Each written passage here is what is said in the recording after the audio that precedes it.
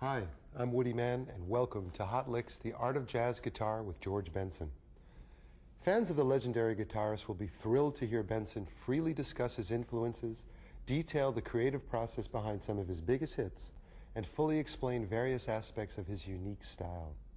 This presentation was recorded in his home, creating a relaxed environment for this insightful video. In addition to the lesson material in the Music and Tab booklet, you'll hear plenty of off-the-cuff playing, allowing you to observe Benson's stream of consciousness approach to improvisation. It's a rare opportunity to hear Benson play solo, as his records and concerts typically involve a full ensemble. You'll get to see his amazing technique up close, thanks to some excellent split-screen camera work. Throughout his career, Benson has often surprised his audiences with his choice of material, and I guess the same could be said of this lesson. For instance, he teaches an arrangement of the Irish ballad Danny Boy, and also performs a playful version of Chuck Berry's Sweet Little 16. But the main focus of the presentation is certainly improvisational jazz guitar. One subject Benson covers in detail is how jazz musicians interpret the blues. He juxtaposes traditional blues turnarounds, chord progressions, and licks with much more harmonically complex variations. Benson has an expansive knowledge of chords and performs several complete chord solos. These are usually played at quick tempos, but you'll be able to catch it all because of the slow motion feature that lets you play any of the exercises at half speed. The audio, however, remains at standard pitch, so no retuning is required to play along at the slower speed. The exercises have all been chaptered in the DVD menu, so you can easily access them. You can also research Benson's hit records, Grammys, and other career highlights in the biography and discography sections. A suggested listening list fills you in on classic jazz recordings you'll want to add to your collection. Apart from its instructional value, this DVD is an insightful and enjoyable to watch even without a guitar in hand. The Art of Jazz Guitar is as entertaining as it is educational, and an important document of one of the greatest and most original guitarists ever. Good luck studying with George Benson.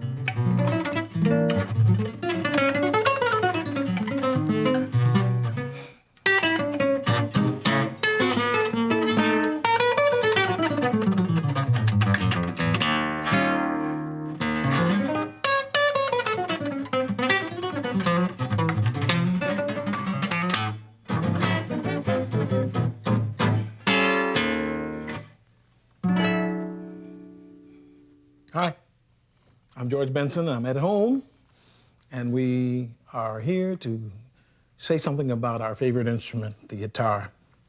We have a lot of friends around the world. I feel like I'm speaking to you personally because I've met so many of you over the years.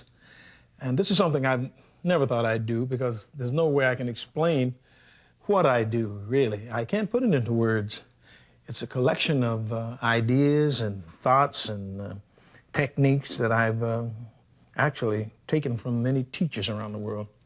When I say that, I mean not people that I've studied the guitar with necessarily, but people that I've taken things from and examined their techniques and their way of doing things that have really given me insight into what the possibilities are.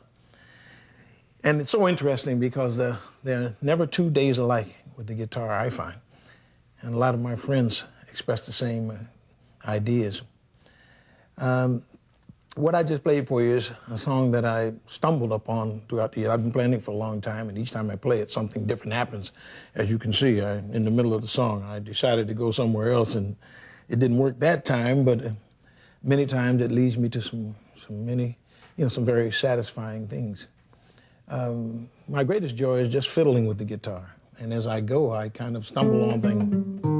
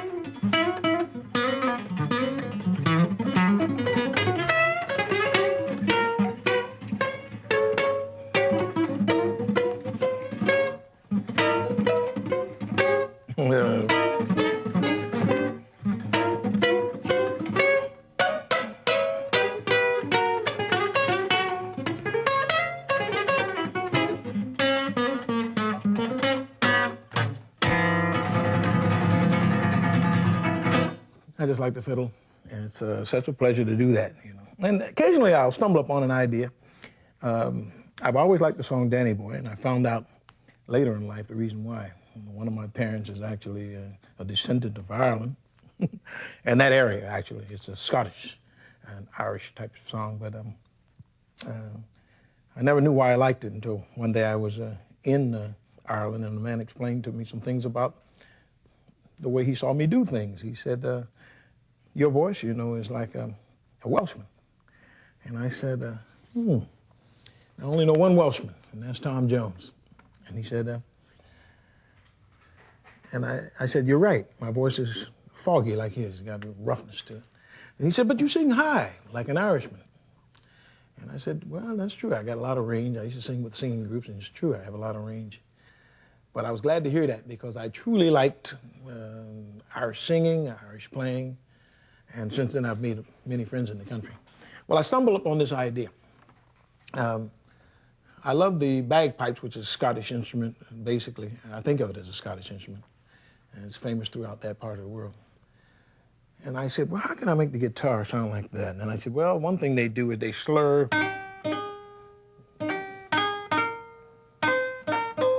And I said, but where's the drone? I hear that wah, yeah, wah, you know, the pipes are going underneath. So I decided, well, what note is that? Sounds like the root to me. And actually, it can be the fifth, I guess. You can do that if you want. But I found, for me, it works this way.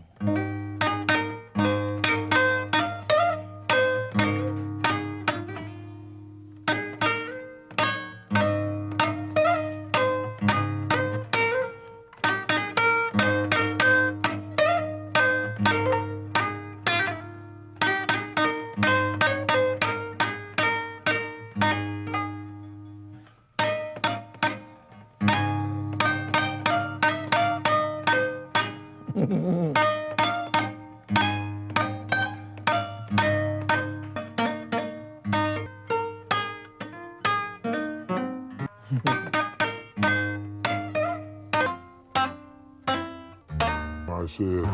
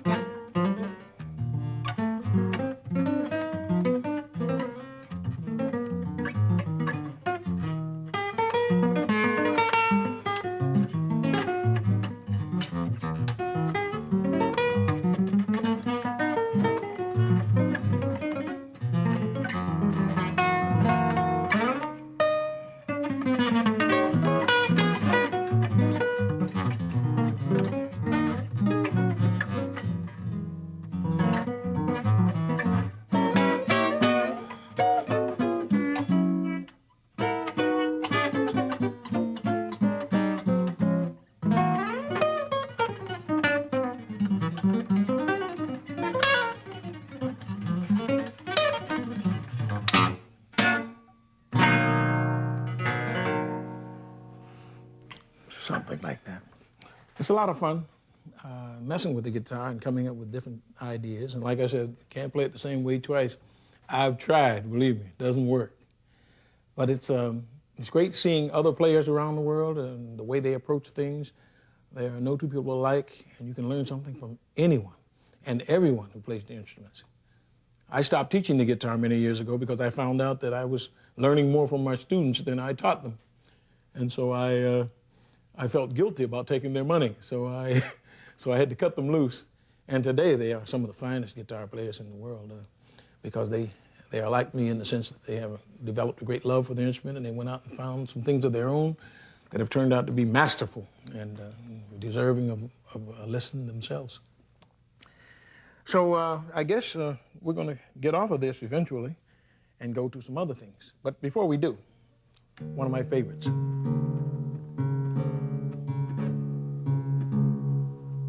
This is a brand new instrument, so I'm kind of scuffling with it, as you can see, but it's still fun.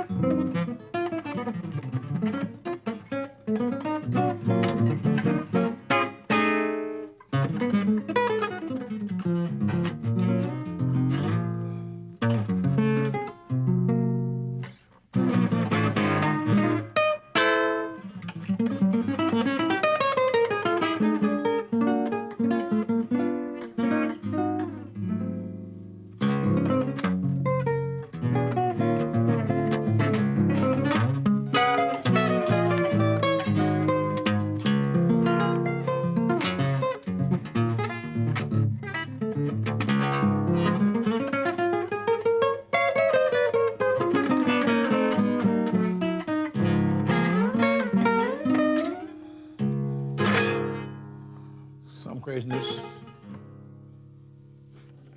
As you can hear, I stole a lot of things from the great Johnny Smith, one of my favorite players. And there's been some just amazing concepts over the years that have been based on Johnny's beautiful playing. Johnny, I want to take my hat off to you. You're an incredible player. And thank you. And forgive me for stealing.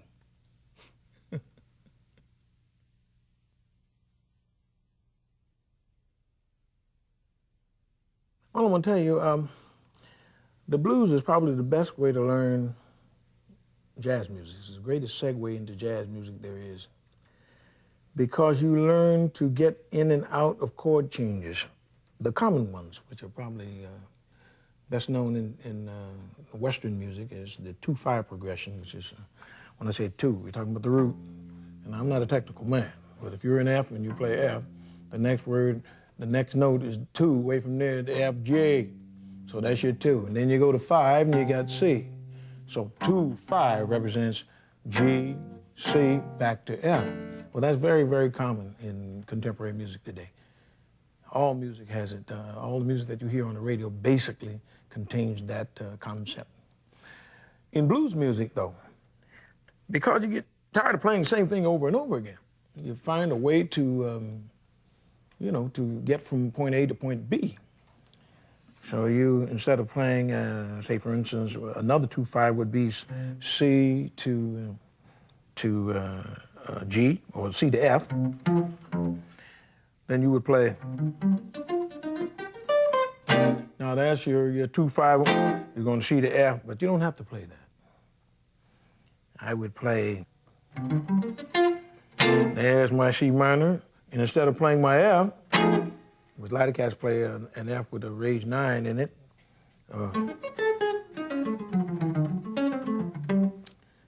instead of playing the raised 9, I would think more B natural because it sounds more cohesive for me.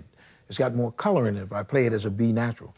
Instead of using it as a passing tone, the C would be the passing tone to a B flat, which would be the next chord. But if I play B natural, which is a half step up, it sounds more colorful. Sounds like this. You hear the color? And then I go back to B flat.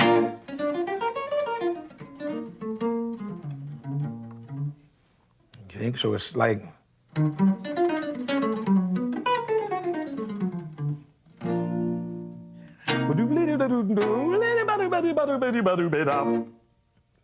It's much more colorful. Yeah, and it's something that people can follow. Their ears can hear that, and they don't have to guess about where you're going, but it is colorful. And there's all kinds of tricks you can play. Now, if I'm doing that, and I'm finding out I can play a B natural, I can also play all the cycles connected with B natural, which is interesting. All based on that C chord, and then I go to a B natural, or that F chord, and I go to B natural. Well, my cycle of B natural, the fourth to that, I can play this, I can play. Then I go down to the fourth. Oh, it's some wonderful stuff. So it sounds like this now.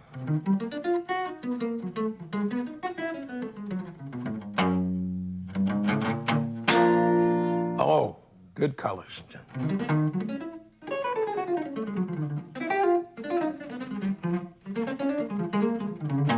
It sounds like a. Oh, isn't that pretty? Oh, that's much better than playing, which is so predictable. My father used to explain them as we want canter changes. And it reflects on the old Eddie Cantor from the Broadway stage. And they used to, whenever they wanted Eddie Cantor and they couldn't wait, they would go, we want Cantor, we want Cantor, we want Cantor, we want Cantor. He said, son, that's boring. And I said, well, Dad, if the chord changes are calling for that, and in those days we were playing, oh, Mary, Cantor, oh, you know how I love you. I said, well, what can you play? He said, listen to Charlie Parker, and then you'll find out. And I said, wait a minute, how can you play all of that stuff when you're playing We Want Cantor Changes? I mean, you're playing Sherry, I Love You. Well, I found out what he was talking about. I listened to Charlie Parker and heard some of the great things that he played. And I did it through the use of substitutions. Instead of playing the B flat, G, C, and F, and I'm calling off these changes, but that's not the normal way I play. I never think about that stuff when I play. I'm only trying to relate to you by saying that. But you get the idea. But instead of playing that, I play. That's one progression. Instead of playing, I'm playing.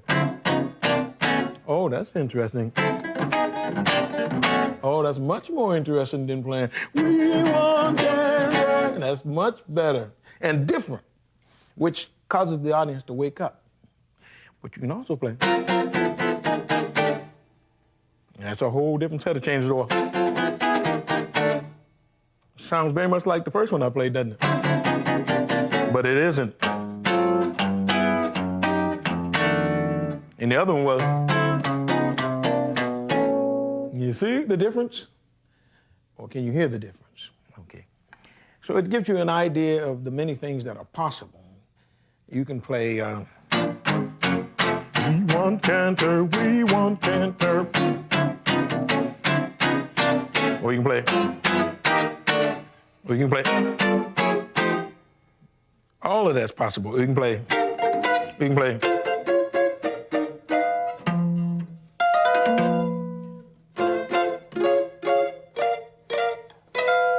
Can you see that? Or you can play.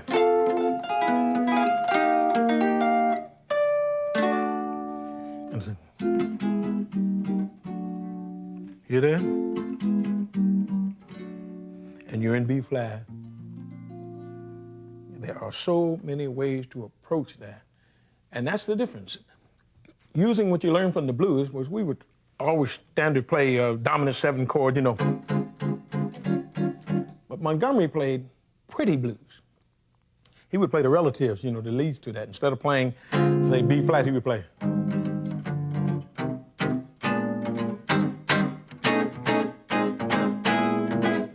See, interest is there. We can play.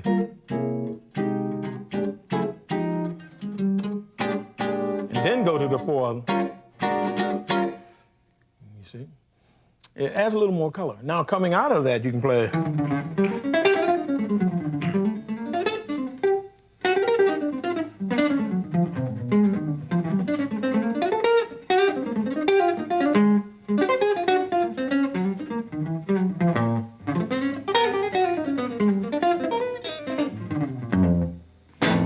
Now, I'm doing a lot of riffing there, but I'm hoping that you can hear the colors. I'm using my last chord that I played with,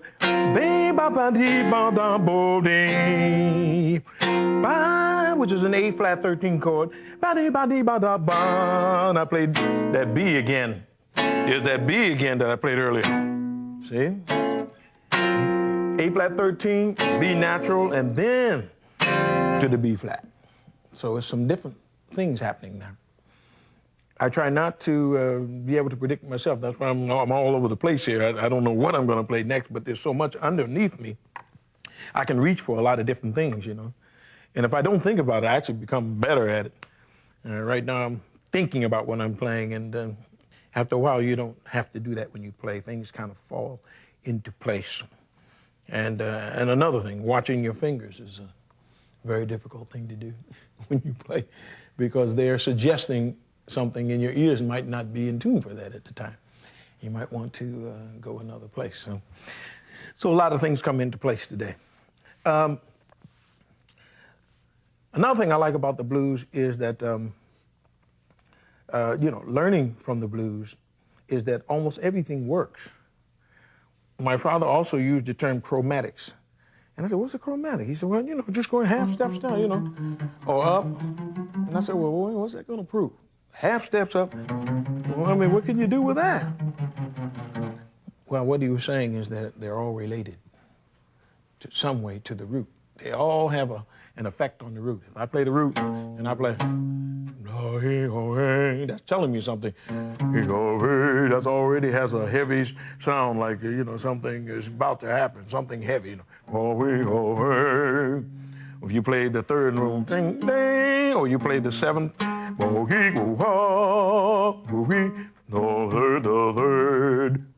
the flatted third. If you play the regular third, the third, that's pretty, but this one is heavy. Third.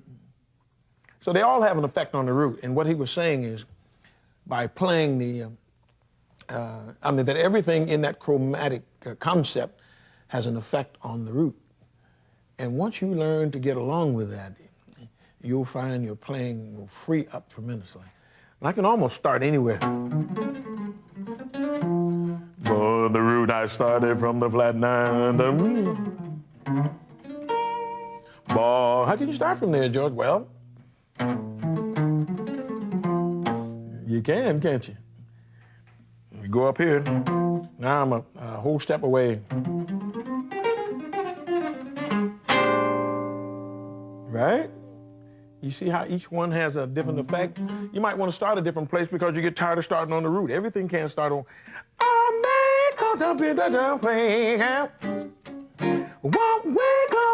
It don't have to start on the root. You can start. I'm starting on the 7th, the dominant 7th, right? Or if I want to start on the flat 3rd. Or maybe I want to start on the 9th. I want to start on the raised 9. Wake up, wake up, wake up, wake up. You begin to get it? I want to go further up. I want to go up to the 10th, which is actually the 3rd, but it sounds like this. Nothing but the dominant 7th again.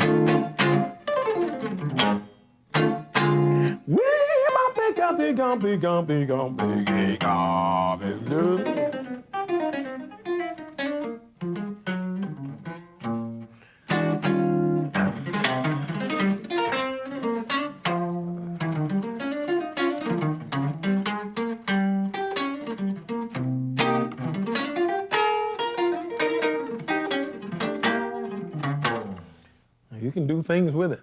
Once you get used to and get comfortable with playing things not starting with the root, then you can make something happen out of it. As you heard earlier today when I was making the errors, because, you know, we're just getting started. I never played this guitar before. But it shouldn't bother you. You should.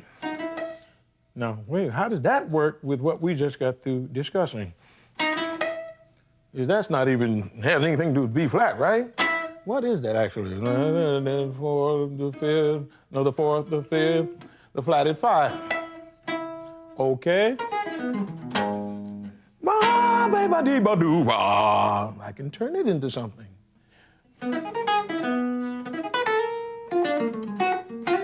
See? I use it against the B flat 7 chord, and it works like this. See that? There's that note we were talking about. You see it? See?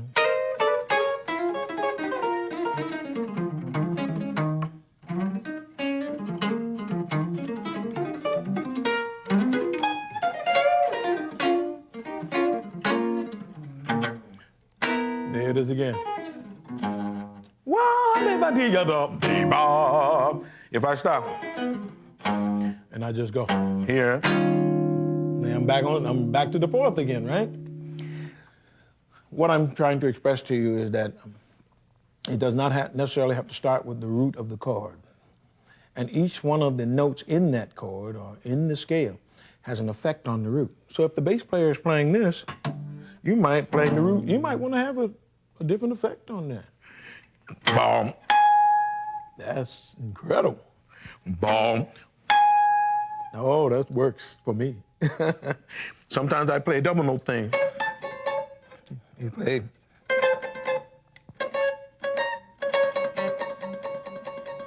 Like I said, this is not my guitar.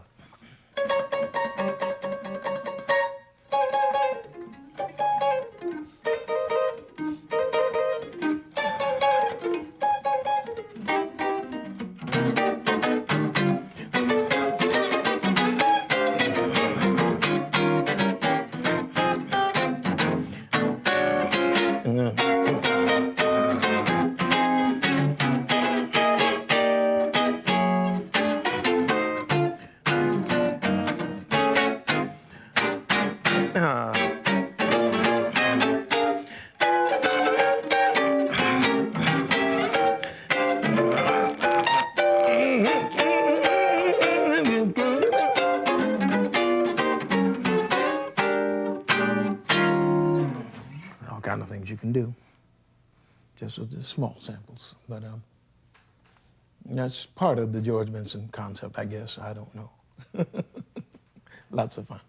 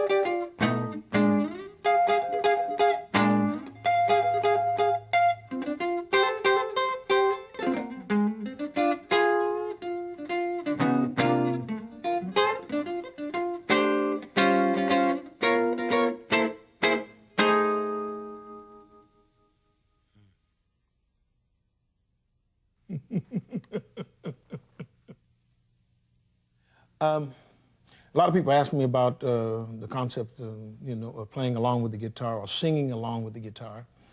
And actually, it happened mostly by accident in the sense that I found out I was doing it anyway. And one day I said, well, why don't you put the microphone in front of me? I said to the producer, and I said, let's see what happens. And everybody thought it was such a bad idea. And the first day we did it, it did not go off well at all. The musicians actually panned it, they said, boo, But the second time I tried it on the song "This Masquerade," it was a smash because it was done in ballad form, which would be highly different than people have heard it before. They heard it in up-tempo songs for many years. Bass players did it, and lots of musicians were doing it. But in a ballad form, where you could hear all the colors, that's a different thing altogether. So, actually, the ideas are coming from the same place. I only have one brain. Making this guitar do what my voice can do is the difficult thing because, your voice is not tempered, really. Your voice has no C and B notes. It goes all in between there. We don't know how many notes are between B and C, but the voice can do them all. So, but actually I find that by doing this way,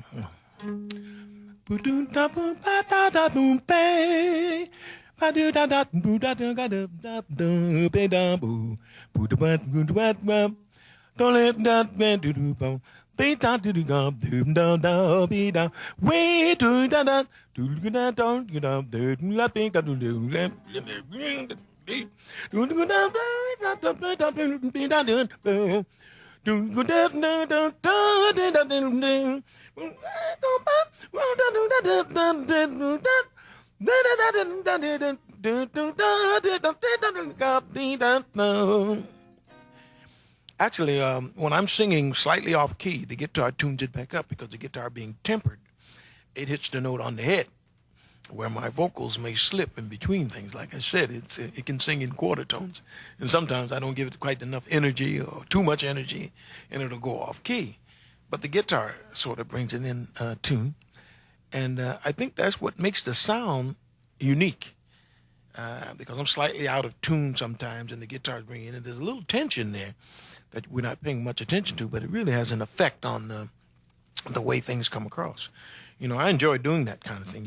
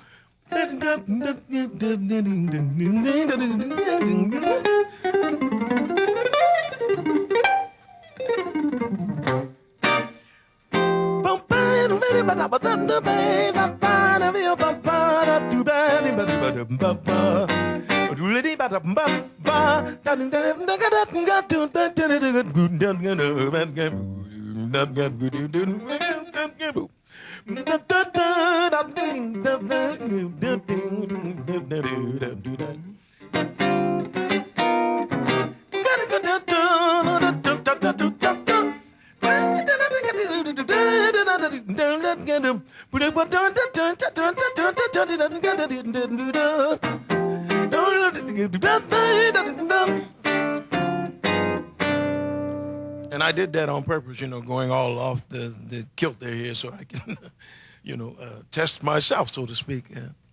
But it's fun doing from any point of view because I do it as a fun thing more than anything else. I'm not trying to prove anything. It's interesting what comes out, and I'm always surprised when I hear back some of the recordings that about the way things turned out. So it's real interesting. You should try it sometimes. I think there are a lot of people out there who could do a better job than I do on it. But put yourself to the test. Try it sometime. I think you'll enjoy what you come up with. And don't worry about people saying, "Oh, that sounds like George Benson." If you have to spend your life worrying about the notes you play or the things you do never being done before, you might as well take that guitar and hang it up, and your voice along with it. because there's not much that has not been done. But I tell you what's really fresh and new is that it's coming from you. And you as an individual have your own mannerisms, the way that you approach things that separates you from all the other players in the world. And the more I hear you as an individual play, I begin to detect those idiosyncrasies. And I think that's what really makes you a person. You know, a million blues guitar players, but when you hear them long enough, you begin to discover the differences, the subtle differences that make them who they are. The difference between Buddy Guy and B.B. King and Muddy Waters and a lot of other great players, and Eric Clapton and so forth and so on. So don't worry. When you play from the heart. That's what's important, that you are playing from here, because that's what it's all about, communicating. I think when you do that, people can feel that you are playing from your heart, and that's where the communication comes in.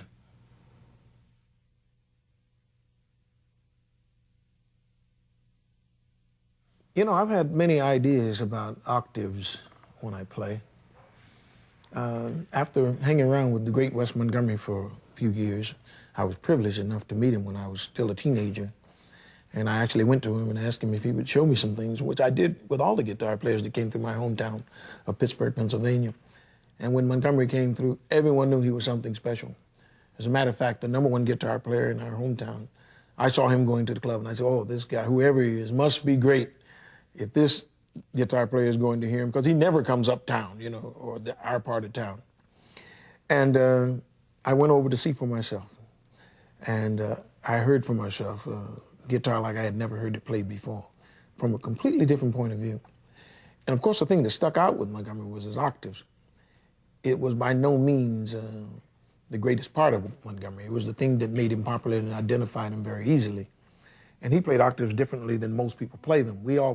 Today, most players play octaves with the first and the fourth finger. Now, that's all right for the first 4 strings, but when you start coming up above those, Montgomery switched to the first and third finger, like this. Let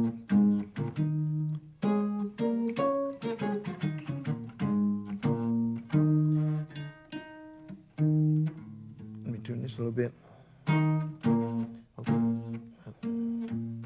Okay. Montgomery's approach was the best. It was very clean, and he never sounded strange when he played it. But now, trying to play that, switching back and forth from when you switch frets here and the finger becomes tighter as you move above the 4th string, then you have to be very careful. As you see, one of the notes there, I made a mistake and did this. That's not an octave. That's not an octave. This is an octave. So you have to be very careful. If you're a beginner, if you're a person who's early starting to play octaves, get used to playing them with the first and third finger on the first, coming from the top down. When you get to the 4th string from the bottom, switch over. And then they'll stay clean. Now, I only said that to segue into this. After hearing the octaves, which I had heard Django play many years earlier, and of course Montgomery made them popular and he played them beautifully and from a different point of view, I decided to try them because Montgomery, after all, was the most popular guitar player in the world at the time, and he was certainly a person worth our hearing and listening to, and everything he did was so important. We checked him out from top to bottom. And every guitar player that was of any worth at all recognized his greatness. But while I was copying his music, which I tried to do many times, of course, it's hard to copy Montgomery, except for the octaves, because he was so far ahead harmonically than most guitar players alive at that time. Not all, but most guitar players. Till we were at a loss to where he was coming from harmonically. But I decided to use the octaves in a quite different way. I fell in love with this, which is the octave with another note in between them that gives it a little more weight, a little more, I wouldn't use the word color. It gives it a different energy. But then again, you still have to worry about, you notice I'm changing. Here I'm using the first finger, second finger, and then the baby finger, right? And I switched from this concept, which was using, or this configuration, was using the first finger, the third finger, and then the baby finger, in order to be correct harmonically with the chord I'm on, because I'm using a B flat, so I'm playing.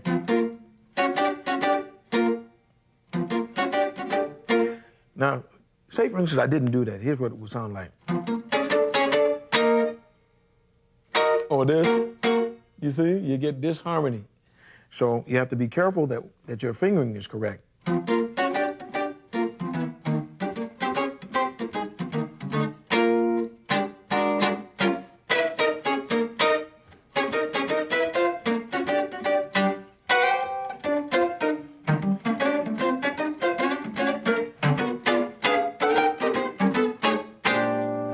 Right?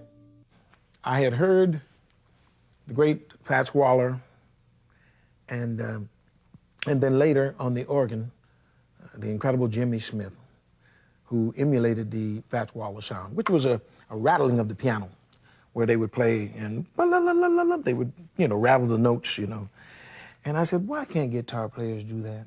It was so fascinating to listen to them play. So for many years, to be precise, 7 years, I fiddled with it and I wrestled with it until I came up with the idea to rattle the notes by using 3 fingers. And the sound that they got, it sounded more like this. I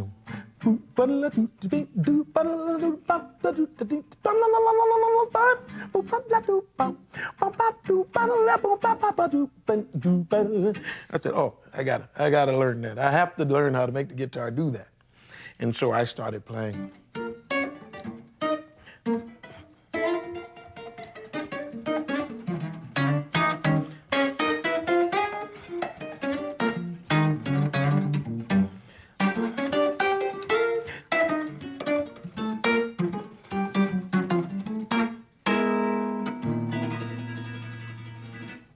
And I started doing that in many of my recordings, and lo and behold, people started to comment on it in articles, and I realized I had stumbled upon something that was quite interesting. Of course, the most I use it today is because of today's contemporary music not being rooted in the swing, the music that first fascinated me with in the jazz world. Today they use, what we call, a 2/4 rhythm or a backbeat concept. And so I don't rattle the notes with my fingers. I do it with the pick.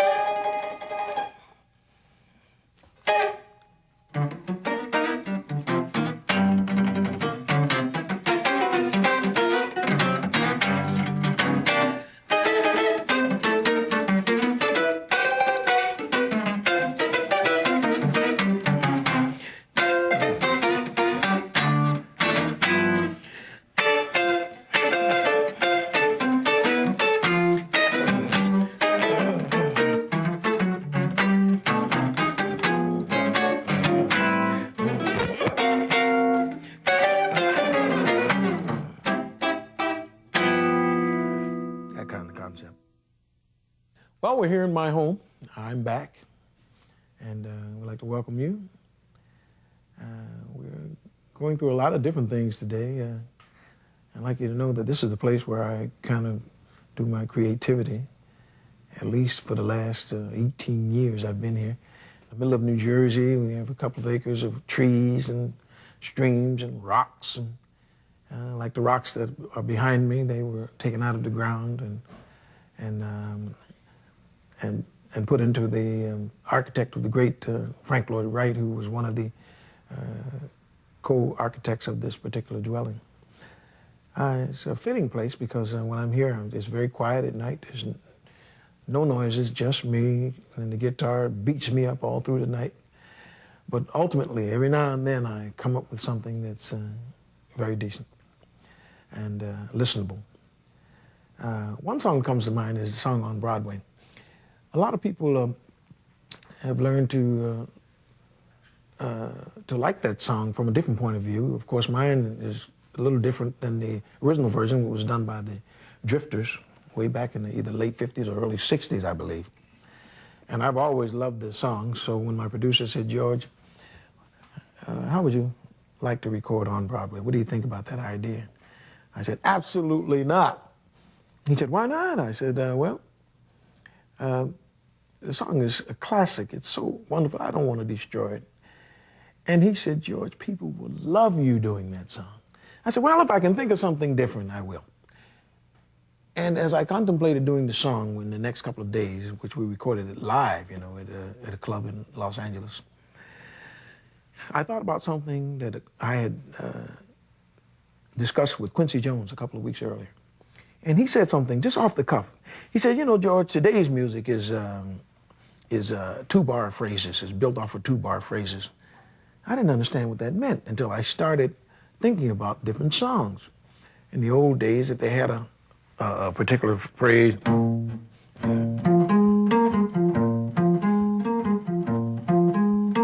was, as you notice, it's 1, 2, 3, 4, 1, 2, 3, 4. I mean, it's all done in 1 4-bar or 1 bar in 4 beats, and then it repeats again. 2 bars, 3 bars, same phrase, each bar. But now, and so it was on Broadway. 2, 2, 3, 4, 3. I hadn't changed it yet. It's on nights so bright on Broadway, the old version, right? But that's only a 1-bar phrase. But when I change, first bar is this, the second bar is, that's a 2-bar phrase. First bar, second bar is, then you repeat. What that does, and what I realize, is that it breaks down the monotony. Half is boring. And so I said, oh, now I'm getting the message. All right, I got the idea. And it was so hard to teach that to my band because they knew the original version, which they loved as much as I did.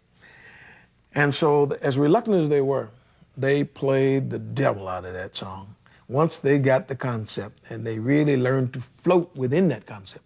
Because, you know, when you have something as strong as this as a bass line, I mean, that's hard to get away from that. The drummer wants to play it, and the guitar player wants to play it, and so forth and so on. But to float in with that.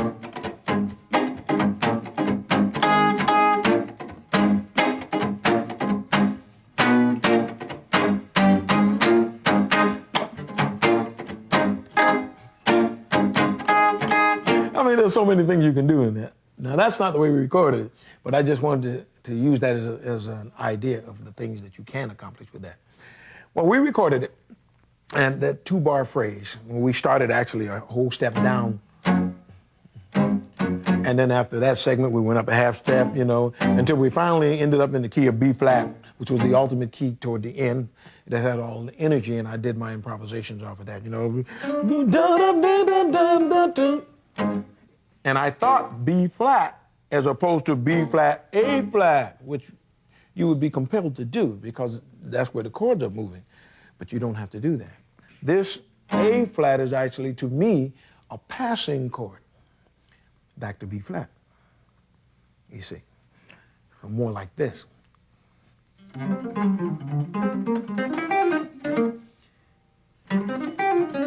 B flat 7. And I'm using the A flat as a, well, actually the A flat major 7 is actually passing chord to B flat. The only difference is the bass line, is the bass note. You see? So actually it's a passing chord to the F minor and to B flat. So it sounds like this.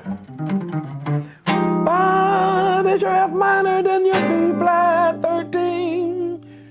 You hear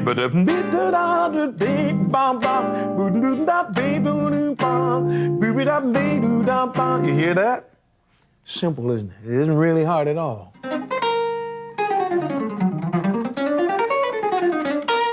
You hear that? That's not hard, is it? I played this half a step up because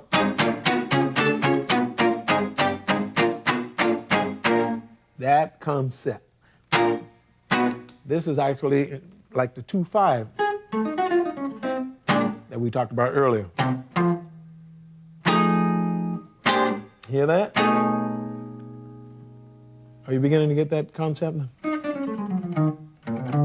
Why did I do that? Nothing but an F9 with a raised 9, right? To B flat, which is 2/5. Right? All right, we got that. So we put it all together. Oh, the possibilities. You got. Oh, it's fun.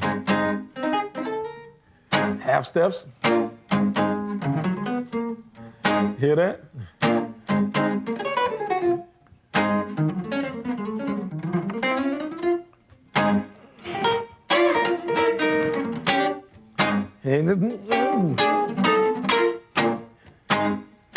While we go down whole step.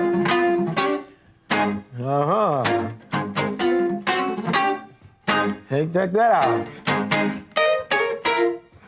You check it out? Oh, lots of fun. And don't make it hard. I mean, keep it simple and don't worry about what you're playing. Reach for the things that seem to be the thing that will make the moment shine. And that's what I look for. I'm not out to prove how much harmony we know. There's so many things you can do with that. If I played, my band loves to hear me do things like that. Nothing but a flat 9 chord. And as I heard in one of Joe Pass's tape, he said, "Don't use that flat 9 chord." And he's right. Hear how strange that color is? Listen. It's so, as opposed to when you're playing the B flat, it sounds like this. Not as a first chord, it doesn't work. See, as a passing chord, yes, but as the first chord, so you're right. So we stay with this concept.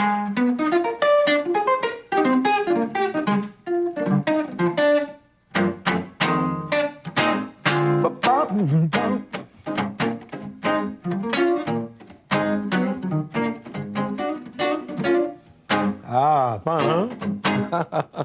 Try it sometime. You know, I had an incredible pleasure one time. They were celebrating the life of the great B.B. King, who was one of my friends for many years and one of my all-time favorite players on the guitar, the instrument, period. Consistently fantastic, and his approach to the guitar is one that is continuously positive. He never wavers at the way he approaches it. Always with great energy and always assuredness, like he knows exactly what he wants to do next. And he may say it's different than that, but he always comes across with that kind of positive energy. Well, one day they were honoring him at a TV show, and someone heard him say that his two favorite players were George Benson and Eric Clapton. And I was glad to be one of those guys that he mentioned. It did my heart good, and I just loved honoring him that day. So when we were there, I had a conversation. Just before we got there, I had met Eric Clapton in Germany. We were going through there on prospective gigs, and we met at the airport. It was the first time I had ever met him. I had admired his playing for many years, and his singing too. He's a good singer too. And he said something to me. He said that, rock and roll music, two-note things, double notes or two-note intervals work much better than single line. He said that is the essence of the music. If it's not played with double notes, it doesn't sound good. It isn't rock and roll. And I started thinking about that. I said, wait a minute, how true is that statement? And I said, where did he get that from, I wonder? And I started listening to all the old recordings I had heard. It's true. All the Chuck Berry's records was the first rock and roll records I ever heard way back in 1949. He was playing,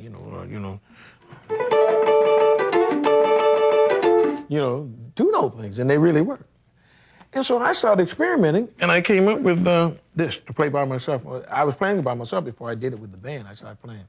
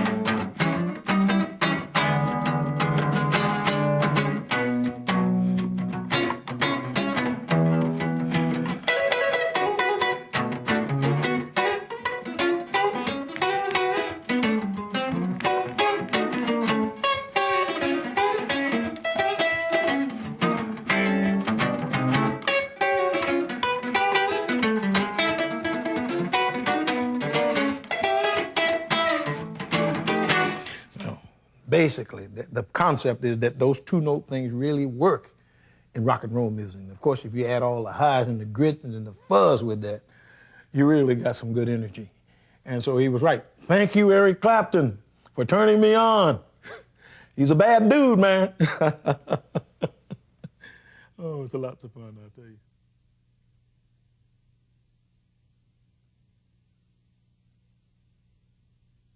There are lots of ways of playing blues turnarounds.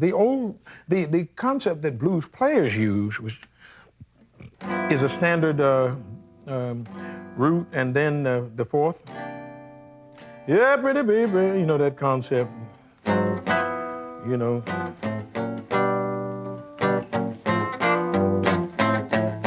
And then they go to the fourth one.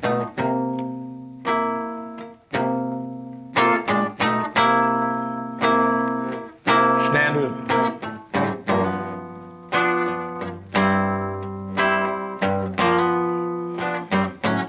And then they go to the fifth. And then they go back to the fourth. Yeah, pretty baby, in the morning time. Basically. But now, jazz players, they use a little different colors sometimes. They use those changes too. But a lot of times they'll use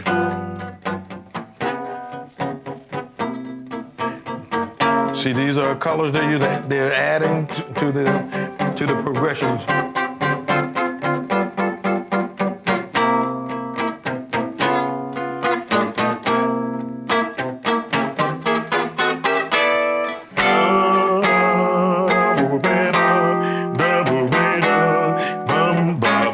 Some of them use this chord change, which is A minor to D7.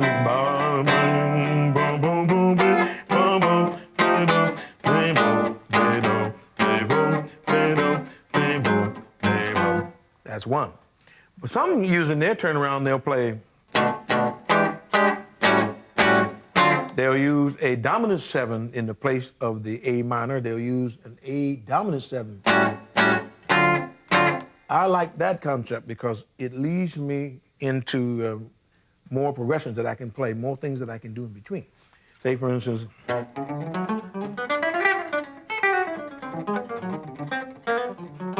you can hit a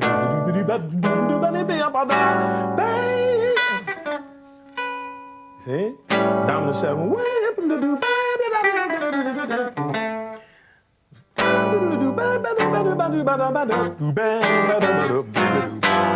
Right? Okay, so some cats use that. Some cats, now Montgomery and those cats, they would use a whole different substitute thing. You know, there's so many things you can do with that. Instead of playing B minor A, A minor D, I play this sometimes.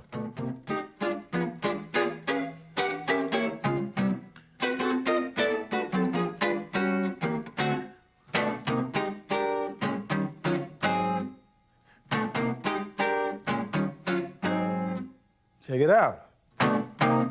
B flat minor, E flat, A flat, A minor, B flat minor, E flat minor, A flat. Excuse me. It's B minor, C minor, F, B flat, A minor, B flat, E flat, A flat. So it sounds like this.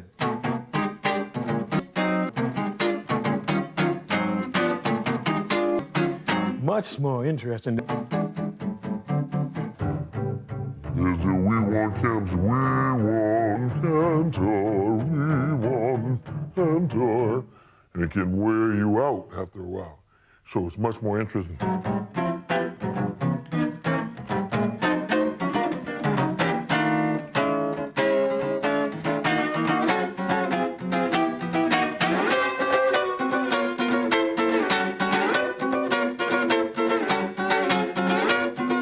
All those wonderful things you can do. You don't have to stick to the...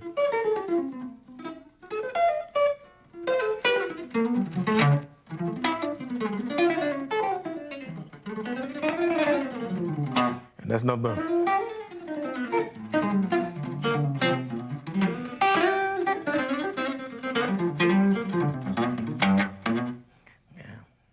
There are so many things that you can do if you search around for different colors and use your own ideas. You don't have to settle for the ones that we came up with today. Experiment with them and listen to other songsters, other instrumentalists, the way that they approach things, and you'll be surprised. You might hear one thing that you like that will lead you off into a whole new world of harmony that will be more to your liking, or more to the way that you view things. And it'll be interesting to hear you play the next time I'm in your area.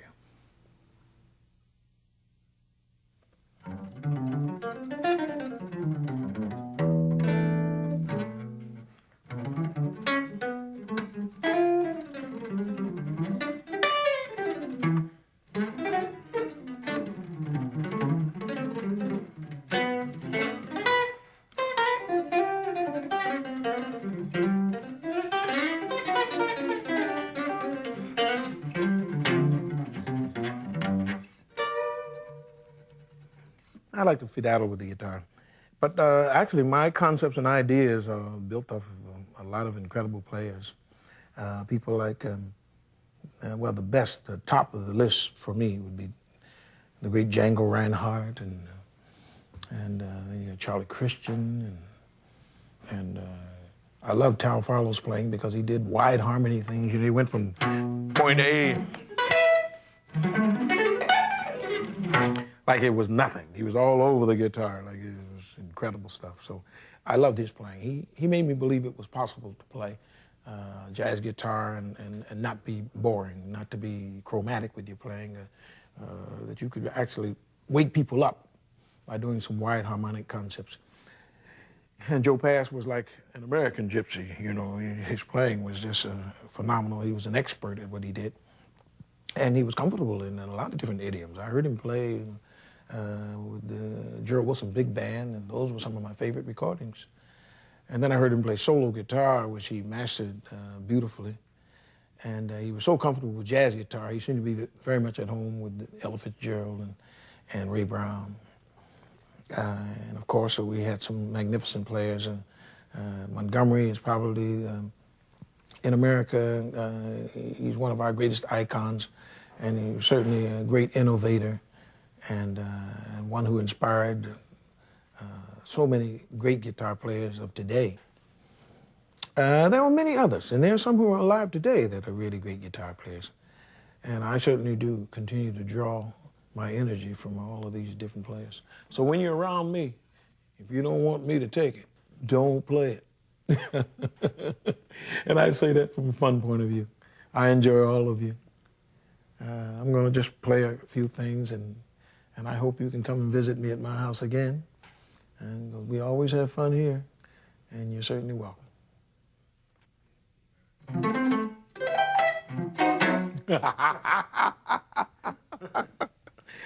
Okay, you running? Okay, all right.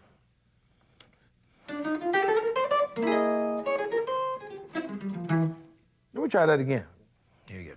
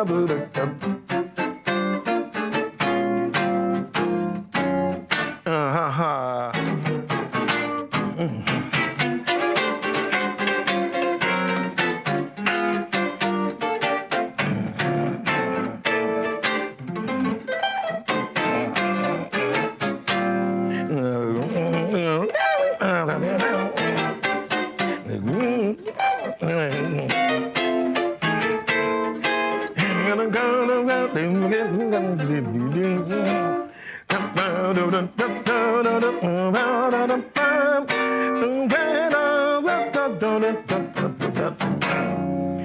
right, y'all, I'm ready to get out of here.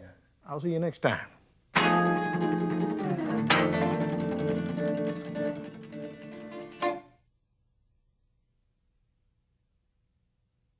I wish I could have gotten to that thing. It's the Woody Show.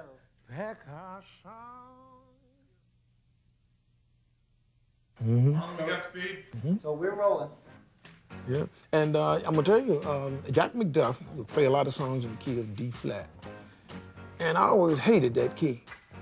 But later I found out there was nobody playing in D flat. That's why his group always sounded more interesting. Got a unique sound. Because people have that some sounds in their head all day. Everything they hear is in F and C and B flat. Like, if you hit that A flat on Broadway, I was like, there it is. Uh-huh, Right right. away, that's the Uh-huh. tone.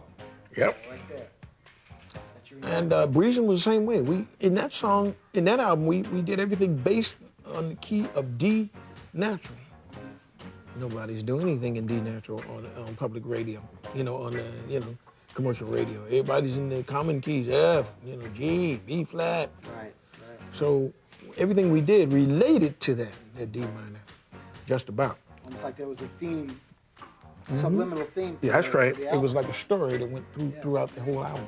Segued from one thing to, and the composer, the arranger, he put these interludes in the album to melt things together, which was really nice. We segued from this particular mode to another. It was really ingenious. It happened actually by accident, but it was a mean way to go. Well, you could talk about that a little bit, but I think this idea, this jumping off point of that all the keys, there's a reason for a position or whatever on the guitar. Yeah. Reason to come up with it, and that, like, whatever.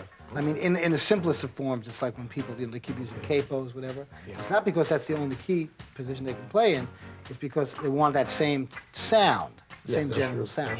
That's right. If something is a song meant to be in G, well, then if it's in G sharp, it's going to be a whole different vibe, a whole different feel, So that's something to fool around with. But I love how you're just walking through the half steps and doing all that nice stuff, chromatic runs and all that, and the harmony.